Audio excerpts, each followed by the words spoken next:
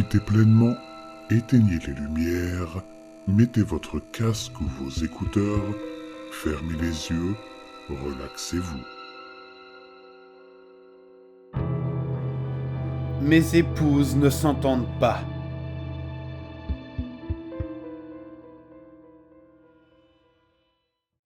Avez-vous déjà voulu aimer quelqu'un, mais vous n'y êtes pas parvenu? C'est ce que je ressentais pour Vanessa. Nous n'aurions jamais dû nous mettre ensemble, mais c'était son anniversaire et je ne savais pas ce qui m'attendait.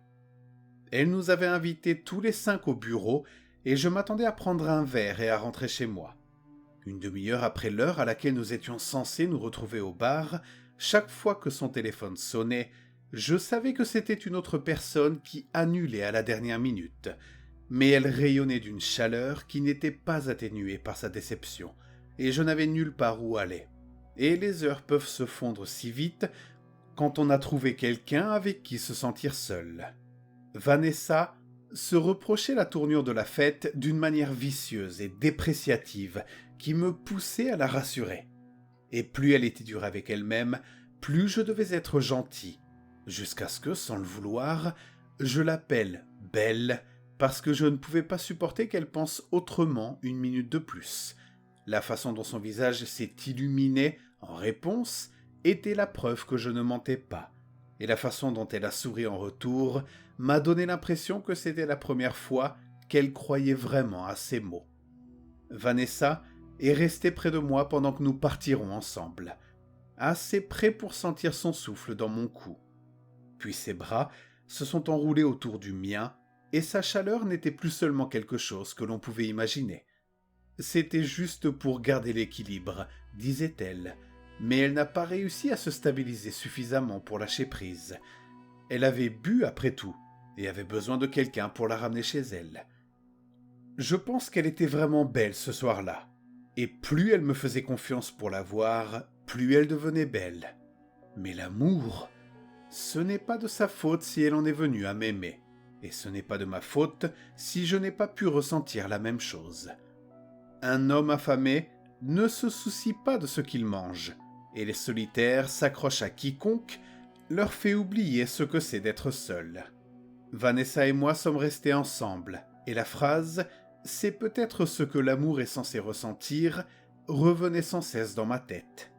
Vanessa me traitait avec dévotion et m'étouffait de gentillesse, et plus nous restions ensemble, plus il devenait difficile d'imaginer ma vie autrement. Vanessa ferait n'importe quoi pour me garder, et elle me le rappelait chaque jour. Je n'ai pas trouvé de meilleur moyen de la remercier que de lui donner tout ce que j'avais à lui donner. Le jour où je l'ai demandé en mariage, elle n'était que joie, et c'est dans cette lumière que je me suis dit que son bonheur nous suffirait à tous les deux pour toutes les années à venir. Puis, il y a eu mon autre femme, celle au crâne rasé, celle avec les anneaux dans le nez, la veste en cuir et le tatouage de serpent qui s'enroule d'une cuisse à l'autre. Je ne sais pas si on peut dire que Zara, qu'elle est belle, certainement pas de la même manière que Vanessa, mais on peut l'appeler par d'autres noms, et ils l'exciteraient tous. J'ai rencontré Zara dans une autre ville où se trouvait le siège de ma société.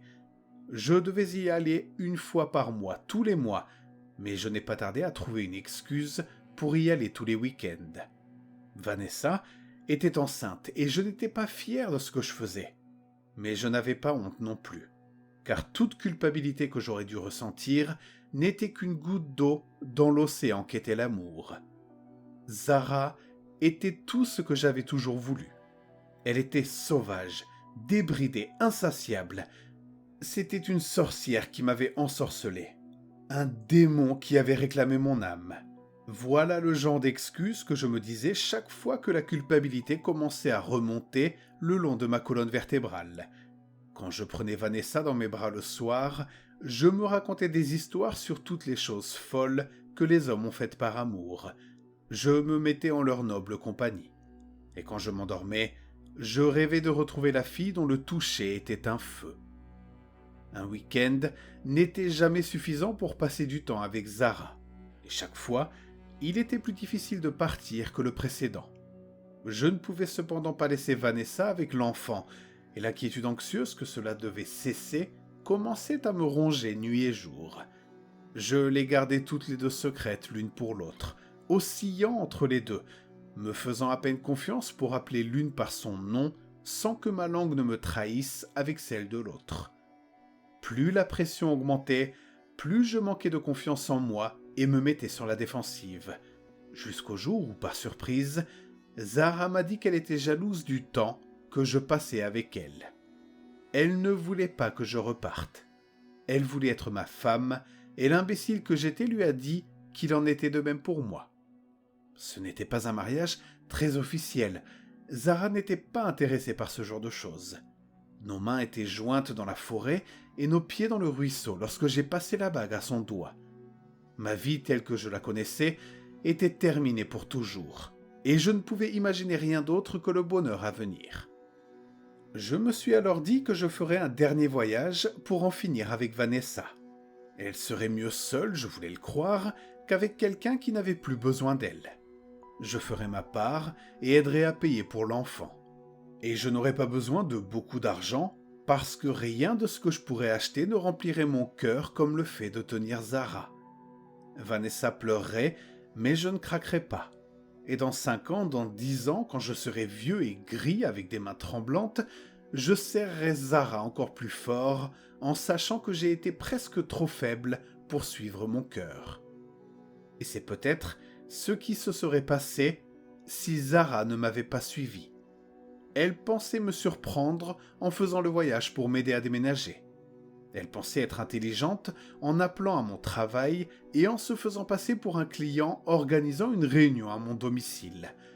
Comment aurait-elle pu savoir que Vanessa était à la maison alors que j'étais allé au magasin pour acheter des choses pour notre nouveau-né?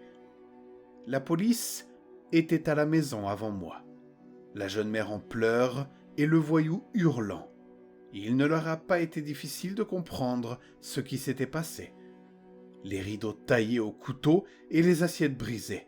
Il y a dû avoir une sacrée bagarre pour que les voisins appellent les flics. La moquette tachée de sang et les traces sales dans la chambre d'enfant. Il n'y avait aucun moyen de cacher les preuves ou de se tromper sur ce qui était arrivé à ma fille qui avait été tailladée en ruban avant même d'avoir appris son nom. Zara et moi n'avons plus jamais parlé, pas même lors de son procès où j'ai été appelé à témoigner. Je n'ai même pas pu croiser son regard lorsque j'ai parlé au jury de la liaison, du fait que je l'avais aimée et que je savais que c'était mal. Je leur ai dit que Zara avait été jalouse, qu'elle avait tué l'enfant et que je ne voulais plus jamais la revoir. La seule chose qui aurait été plus difficile à supporter, c'est quand Vanessa m'a pardonné. Elle a dit que ce n'était pas ma faute, que j'avais fait une erreur, que nous pouvions réapprendre à être heureux ensemble, sans notre enfant. Et je l'ai cru. Parce qu'aussi lourd que soit ce poids à porter, je savais que je ne pouvais pas le porter seul.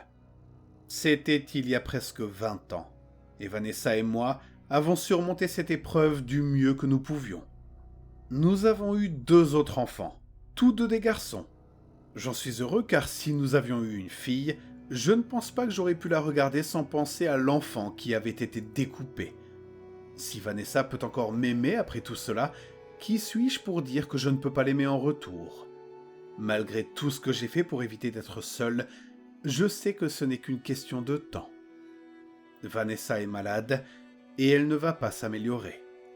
J'ai passé tous mes jours aux côtés de ma femme et notre plus jeune partira à l'université dans quelques semaines. Il ne restera plus que moi et mes regrets en pensant aux mots que Vanessa m'a dit hier soir. Je t'ai dit que je ferais n'importe quoi pour te garder et c'est ce que j'ai fait, m'a-t-elle dit. Si tu ne pensais pas que Zara avait tué notre fille, tu ne serais jamais resté avec moi. Je devais le faire, tu ne vois pas? Nous nous sommes rendus si heureux l'un et l'autre au fil des ans. J'ai toujours su au fond de moi que je ne l'avais jamais aimée, mais il m'a fallu toute ma vie pour comprendre pourquoi.